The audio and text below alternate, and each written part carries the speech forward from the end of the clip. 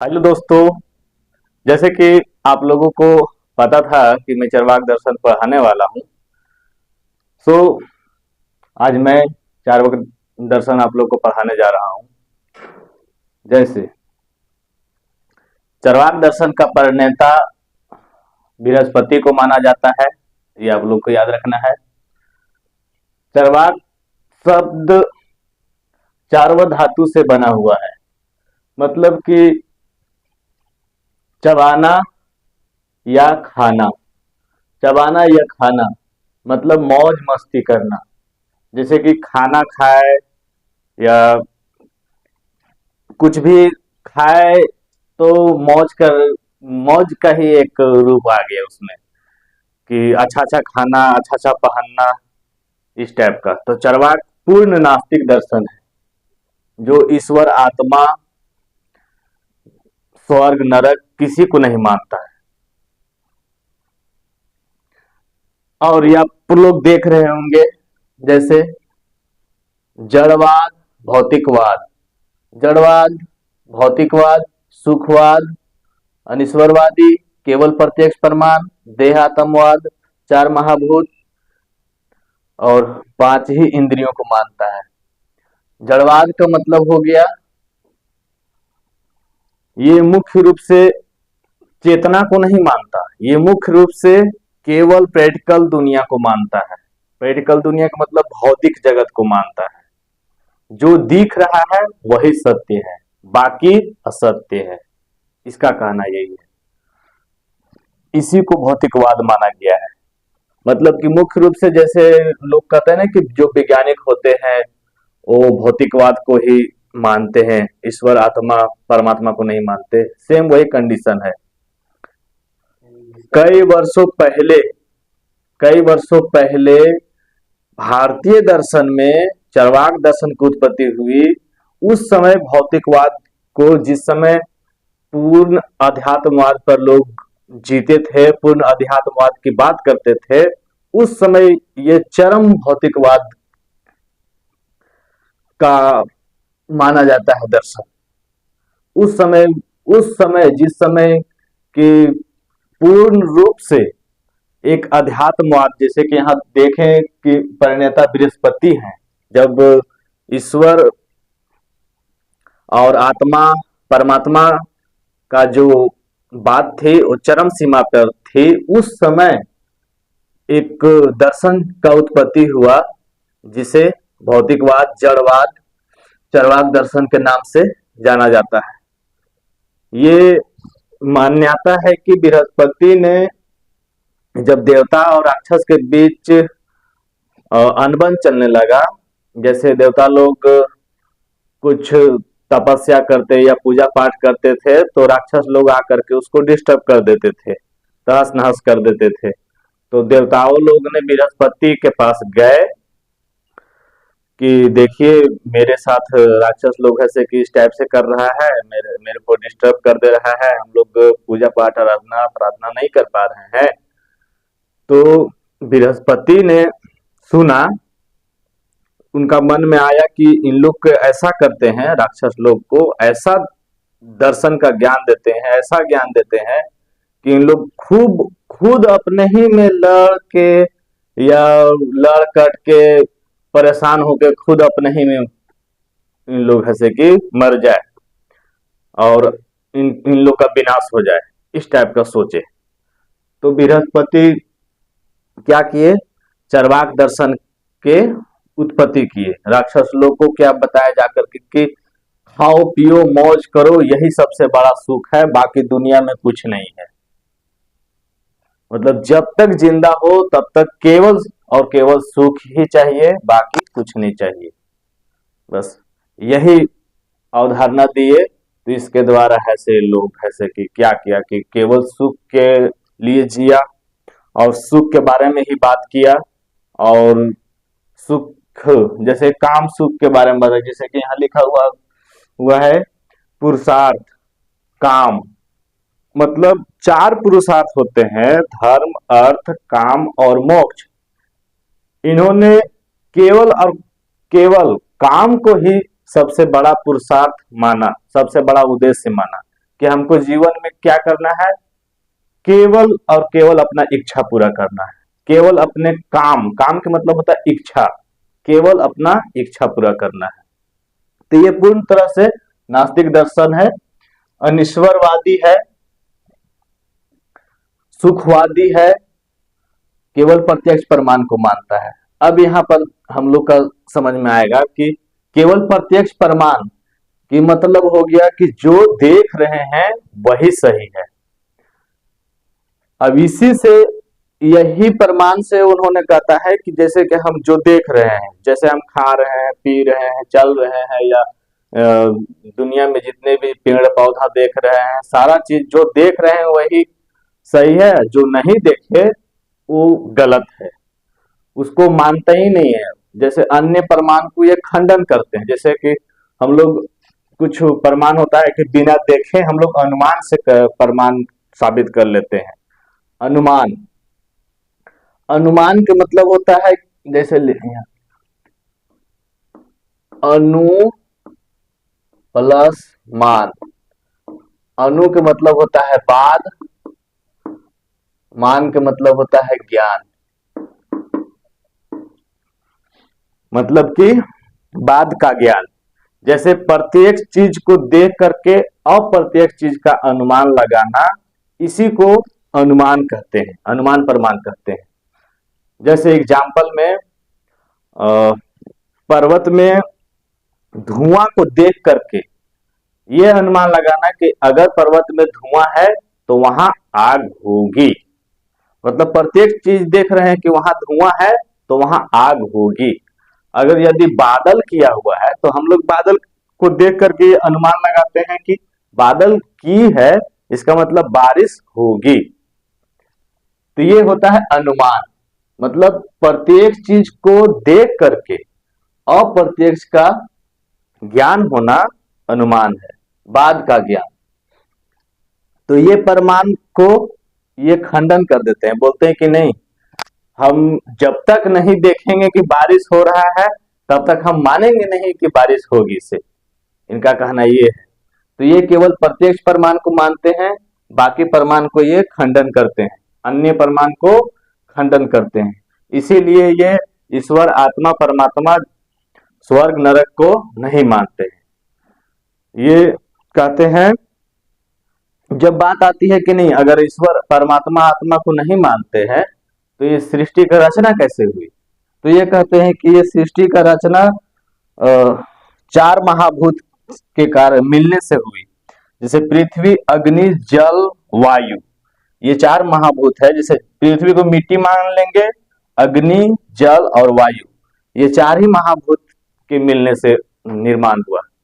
जैसे इनका कहना है कि मिट्टी, अग्नि, जल, वायु ये सब एक साथ मिलते हैं तो एक अभिक्रिया होता है, और इन सबों का एक दूसरे पर अटैच होने का ये स्वाभाविक प्रक्रिया है, यह स्वभाववाद को मानता है। यहां लिख देते हैं स्वभाववाद।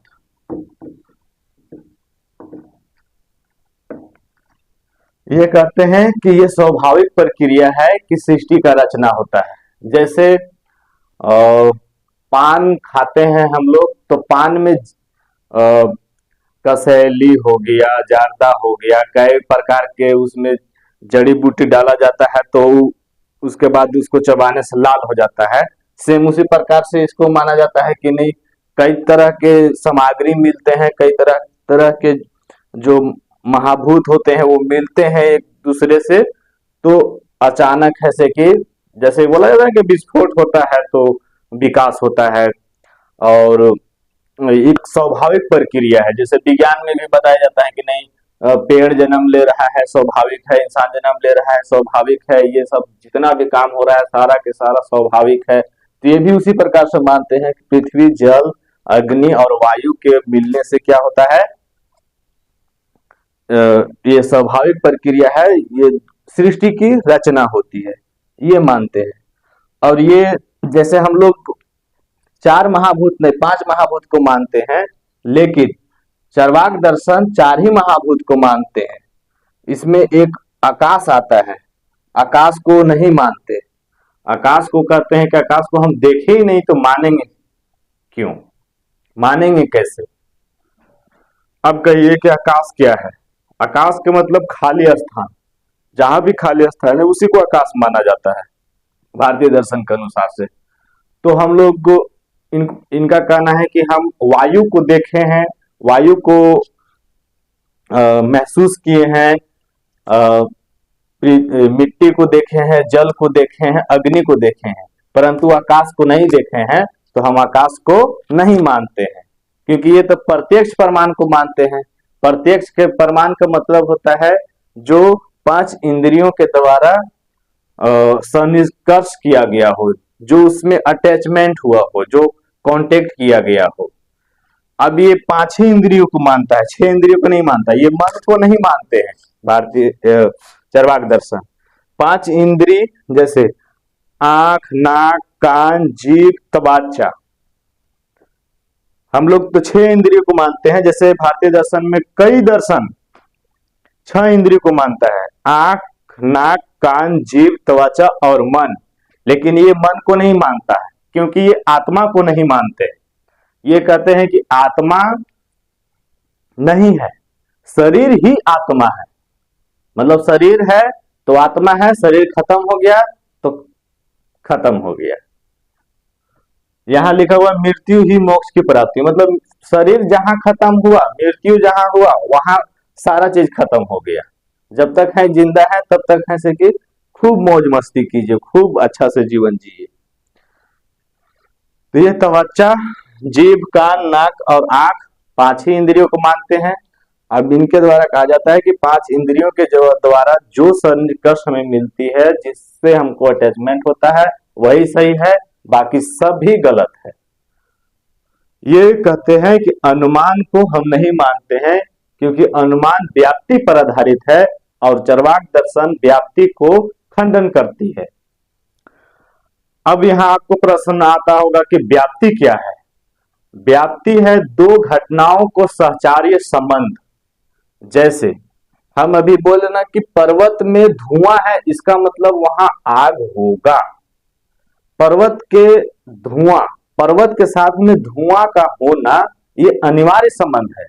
ये हम लोग क्यों अनिवार्य संबंध है?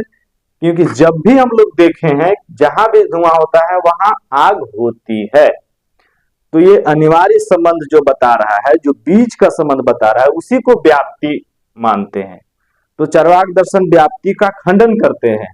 ये कहते हैं कि नहीं, और धुआं देखने से क्या आग हो सकता है? ऐसा नहीं हो सकता है। कहीं कहीं ऐसे देखते हैं गर्मी के समय में कि दूर से एकदम धुआं जैसा दिखाई देता है, लगता है, या फिर पानी जैसा दिखाई देता है, और हम जब नजदीक जाते हैं तो सचमुच में पानी नहीं रहता है, सचमुच में वो धुआं नहीं रहता है।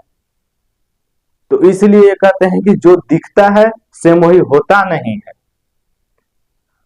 तो एक बात ये हुआ कि जैसे एक दूसरे को अनुमान लगाना में सहचार्य संबंध जो कर रहे हैं, व्याप्ति जो कर रहे हैं, वो व्याप्ति नहीं मानते। ये कहते हैं कि नहीं, वैसा नहीं हो सकता है। जब तक हम देखेंगे नहीं, जब तक संपूर्ण रूप से हम नहीं देख लेंगे, संपूर्ण रूप से महसूस नहीं कर लेंगे, तब तक हम मान ही नहीं सकते हैं। अनुमान व्याप्ति पर आधारित है, व्याप्ति को हम खंडन करते हैं, व्याप्ति को हम नहीं मानते हैं। तो चरवाक दर्शन व्याप्ति को नहीं मानता है। अब यहाँ एक चीज और है, जैसे चारु प्लस वाक। चारु का मतलब मीठा, वाक के मतलब होता है वचन। तो चरवाक दर्शन अब यहाँ देखिए कि मीठा वचन लिखा हुआ है। आप लोग का प्रश्न आ रहा होगा कि मीठा वचन का है लिखा हुआ है, इसमें तो केवल मौज मस्ती के बारे में बताया गया है, अध्यात्म के बारे में बताया ही नहीं गया है। बाकी दर्शनों में अध्यात्म के बारे में बताया गया है। लेकिन मीठा वचन इसलिए लगता था क्योंकि ये संघर्ष करने के लिए, या फिर ज्यादा क्या बोलते हैं कि अभी के दुनिया में बोल सकते हैं कि ज्यादा कठिन अध्यात्म में जाना एक मेहनत वाला और साधना वाला काम है, और लोगों को साधना और मेहनत करना उचित नहीं लगता है। यह मानव स्वाभाविक प्रक्रिया है कि वो जितना चाहता है कि हम मौज मस्ती करें, जैसे जिए, खुशी से जिए। तो ये जब बोलते थे कि नहीं, सुख ही, काम ही सबसे बड़ा उद्देश्य है और काम ही सबसे बड़ा सुख है, तो सब लोग को अच्छा लगता था। इसलिए मीठा वचन कहा गया। चारु के मतलब होता है मीठा, वाक के मतलब होता है वचन। अब लोक आयत लिखा हुआ है, इसका मतलब होता है, लोक आयत के मतलब लोकप्रिय। ये जो चरवाक दर्शन था लोकप्रिय था। अब क्यों लोकप्रिय था? क्योंकि सब लोग यही चाहते हैं कि हम अपना जीवन है से कि सुख से भोगे, कोई नहीं चाहता है कि हम दुख से भोगे। अब अध्यात्म में जाने का मतलब है कि दुख, पहले तो दुख आएगा। और इसमें क्या है कि कोई भी आदमी अभी भी देखा जाए तो चरवाक के दर्शन के अनुसार ही जी रहा है, कोई अध्यात्म की ओर जाना नहीं चाहता है। ज्यादातर लोग यही चाहते हैं कि नहीं, जितना ज्यादा पैसा हो, जितना ज्यादा संपत्ति हो, जितना ज्यादा मैं सुख भोगूं, वही सबसे बड़ा बड़ा सुख है, वही सबसे बड़ा मोक्ष है। तो इसका मतलब ये लोकप्रिय है, आज भी लोकप्रिय है, पहले भी लोकप्रिय था, इसीलिए लोकायत इसका नाम दिया गया है। अब चरवाक दर्शन का जो गुरु है, वो जो स्थापना किए वो बृहस्पति हैं। और दूसरी बात, चरवाक दर्शन एक मुख्य रूप से ऐसा माना जाता है कि एक समूह का चरवाक नाम है। ये माना जाता है कि ये समूह का चरवाक नाम है कि कई लोग जैसे पूर्ण नास्तिक थे और उन लोगों ने एक अभियान चलाया लोगों को कि भौतिकवाद जीवन जिए, सुखवाद जीवन जिए। तो इस टाइप से उन लोगों को क्या